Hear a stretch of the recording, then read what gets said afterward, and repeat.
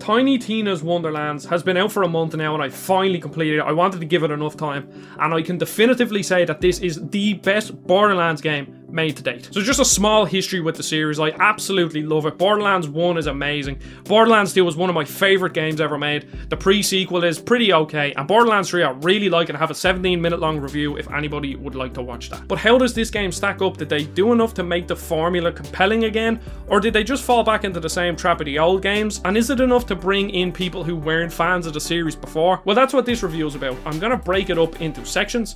So first we're going to talk about the story and characters and see how it stacks up against Borderlands 3. Next we're going to talk about the gameplay and the new additions that they made that change up the formula a bit that I really like, and hopefully it will bring new people in too. And finally, and probably most importantly, we're going to talk about the quest, loot and area design to see if they still hold up as well as the other games do. And then I'm going to wrap it up into a conclusion. But before we get into the review, what's your favourite Borderlands game? Mine is Borderlands 2. Leave it down in the comments. So let's get on with the review.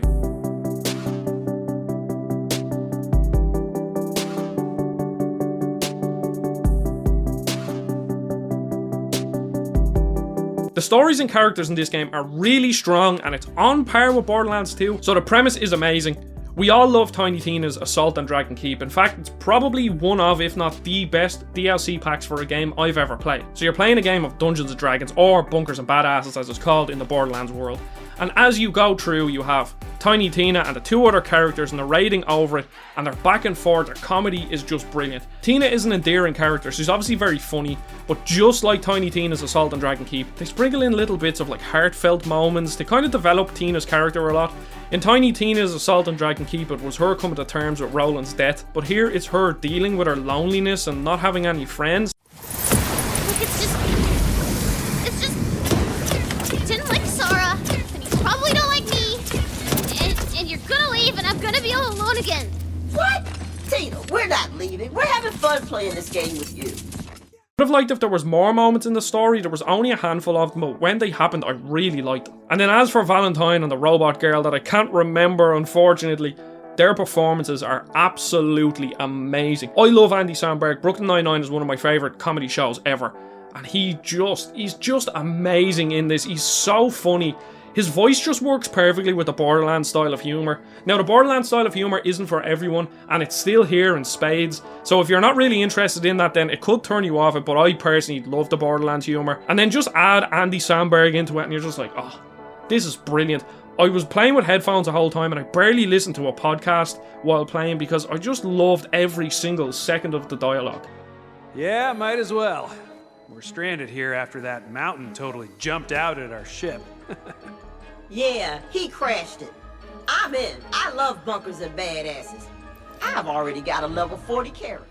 Now for the characters in-game when you're actually playing, they're not as good as I would like them to be. To be honest, I'm sitting here and trying to think what characters were actually in the story, apart from the narrators, like the people actually playing Bunkers and Badasses. So that's not a good sign for the game. I was entertained by their dialogue when I was doing quests and side quests, but I was really just holding off for when Tina and Valentine and the robot would have like a back and forth together, because that's where the voice acting, performances and writing is at its best. I'm not saying the voice acting or writing was bad in the side quest, but it wasn't on the same level as the three main characters. Oh my god, that's... excuse me.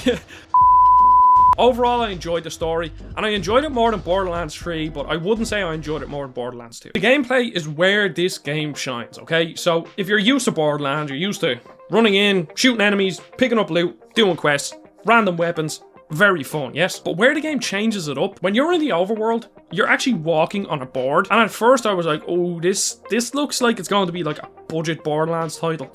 But I was completely wrong. I absolutely love this formula. So the overworld reminds me of, say, Mario and Rabbids Kingdom Battle or Yooka-Laylee and the Impossible Lair. There's actually stuff to do in it. So as you're walking around, you can find random encounters in tall grass. The enemies pop up and you can just melee them to get rid of the random encounter, which is good because random encounters are a bit bad. But once you load into these encounters, there are small areas and there's just enemies running at you and you just shoot them, and then at the end you get loads of loot, and it's just brilliant. It's such an amazing formula.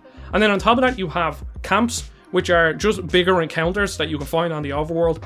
And then on top of that, there's overworld dungeons, which are usually like a 1 or 2 staged encounter. And then at the end, you get a shrine piece. And then these shrine pieces are used in shrines, you know, what a surprise. And these shrines give you like permanent boosts. So if you find 4 shrine pieces in an area, you'll get like, say, plus 10% movement speed or plus 15% luck, things like that. So I was going out of my way to do these because the bonuses were well worth. And then while we're on the topic of collectibles, they did something absolutely amazing. In Borderlands 3 there was loads of collectibles, but the only reason I wanted to get them was for 100% completion, like just to get the trophy. They weren't compelling in and of themselves to find. But in Tina's Wonderlands they have these dice, and they're implemented so well because of 2 things. So firstly, the areas are designed really well so that it kind of leads you to points of interest.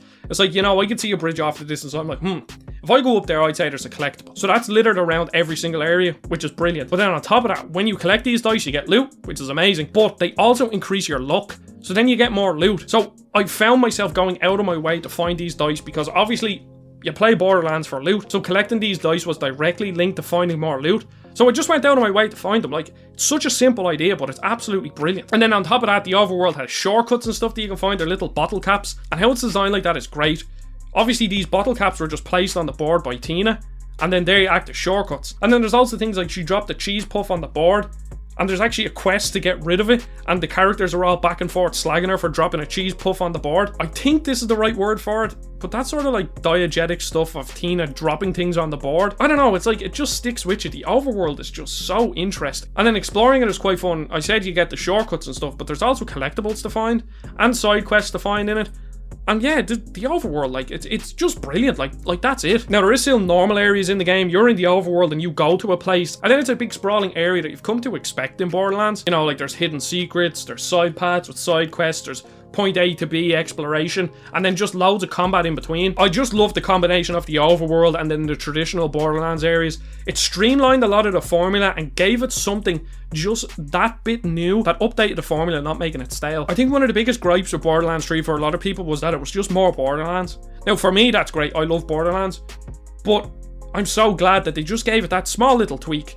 The overworld is brilliant, and then just combine that with the areas, it's such a fun game to play. And finally, the quest, loot, and area design. This is probably the most important part of the game. I think it's the part that Borderlands 2 got really right, and Borderlands 3 kind of messed up slightly. And that's why I think Borderlands 3 wasn't received as well. It was still received quite well, but not as well as Borderlands 2. And once again, it's the strongest in the series. I seriously love this game. The quests are structured the exact same way as any other Borderlands game. You might have go to this area and kill these enemies, or go to this area and get this drop off this enemy, or, you know, go to this cauldron, and it's very formulaic in that sense. But there's one thing that the game fundamentally understands really well, and it knows when to give you a lot of dialogue and when to just hold back on the dialogue. So in Borderlands 3 I felt a lot of the quests, the dialogue literally could go on for 2 or 3 minutes without any action, but here, like, it feels like the longest a dialogue ever goes on for is like a minute to maybe 2 minutes in between action, and it gives you it at the right moment. So there's small quests where they're mostly action, and you get a lot of the action while the dialogue is playing over you. And then even the ones that drag out a bit, say it will be like you have to listen to the person talk and then go to an area.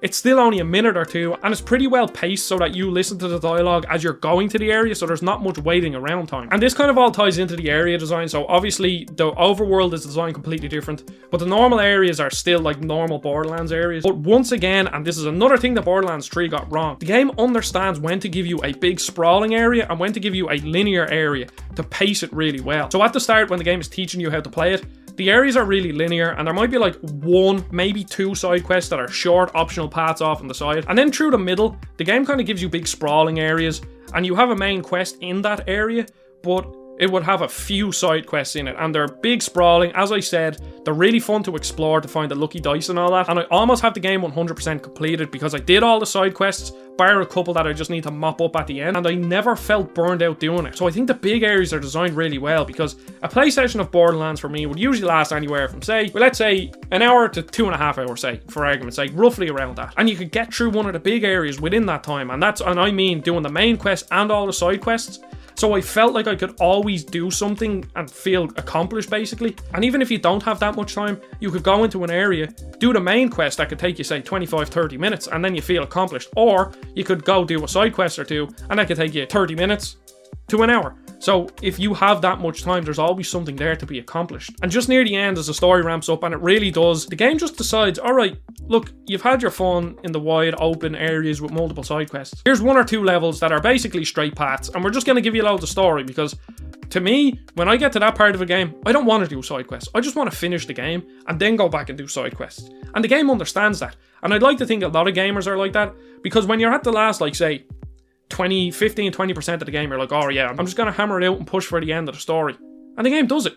It's brilliant. It's such a simple thing, but it works so well. So finally, the loot. My biggest problem with Borderlands 3's loot was that it actually gave you too much good loot. Like, by the time I was like level 30, I literally just had a full inventory of golds. So in this, the game sparingly gives you golds. By the end, I had, say, like 20 or 25 golds across, like, say, from level 20 to 40. So it was a nice amount of high-level loot. Because again, near the end of my first Borderlands 3 playthrough, purples were, like, completely obsolete. But in Tina's Wonderlands, I had a few oranges, but purples could still compete. So it felt like the loot was actually worth something rather than just picking it up to sell it. Now, one thing that kind of ties the loot and area design into it that I didn't really like was that there's not too many vendors to sell shit at, because I couldn't tell you the amount of time I got halfway through an area and my inventory was full up, and then I had to fast travel back and then sell everything and then just move my way through the area. It was just something that was tedious, and it's quite easy to fix. They just need a few more vendors in the areas. And then finally, the post-game stuff is really good. It's like a roguelike mode. It's called Chaos Chamber. So you go in, you start the run, there's like daily runs, there's random runs, and then there's another chaos run. And then once you load into it, say you go into a pirate one, you're fighting the piratey enemies, and then the enemies drop these crystals, and then around there's these cauldrons that you can buy, say, increased speed, increased health, better weapon damage, you know, things like that. But then at the end, when you finish that encounter, the Dragon Lord spawns and he gives you either choice. You can either take the next one easy or the next one medium or the next one hard, and then depending on what difficulty you choose, the more loot you get. And then you get 2 portals, and the portals will have a picture on them, and it will be like butt stallions on this, which means you're going to get a blessing at the end, or there's a chest on this, which means you're going to get a chest at the end. And then you can spend your crystals at the end to make a portal elite, which will spawn harder enemies, better loot, etc. Obviously better loot. We love loot. So that's brilliant. And then at the end, if you do a successful run and you've accumulated enough gems, you can use them gems to then buy specific things. So you walk up and you're like, oh, I want a submachine gun. So 500 to buy a submachine gun, and it spews out random loot. And sometimes you can get really lucky, you can get a gold, you can get 2 golds, you can get a purple. And so far, from my experience, the weapons I've got have all been really good. I'm definitely getting the platinum in this game, and I'm definitely playing more Chaos Chambers. I might actually do a stream of them, so if you want that, just comment down below. Tiny Tina's Wonderlands is phenomenal. I never thought I would enjoy a game more than Borderlands 2. I know my Borderlands 3 review, I said maybe that might take the cake, but like, Tiny Tina's Wonderlands is just brilliant. I'm so glad I played it, and I'm so glad I gave it the time to properly sit down with it before reviewing it instead of rushing it. So this video has been a long time coming. I love the addition to the overworld. The story and characters are amazing, and the area design is just brilliant. And the DLC has dropped recently, which is great. I actually really like when DLCs come out close to the release, because, like, you know, the game could be deleted off your hard drive. They wait 3 or 4 months, so waiting a month I think is actually a really good idea. So there we have Tiny Tina's Wonderlands. I really appreciate your time. Don't forget to follow me on Twitter and Discord. The links are down below. I really appreciate your time. I know I already said that, but thank you very much. Don't forget to subscribe. I'll see you all on the next video.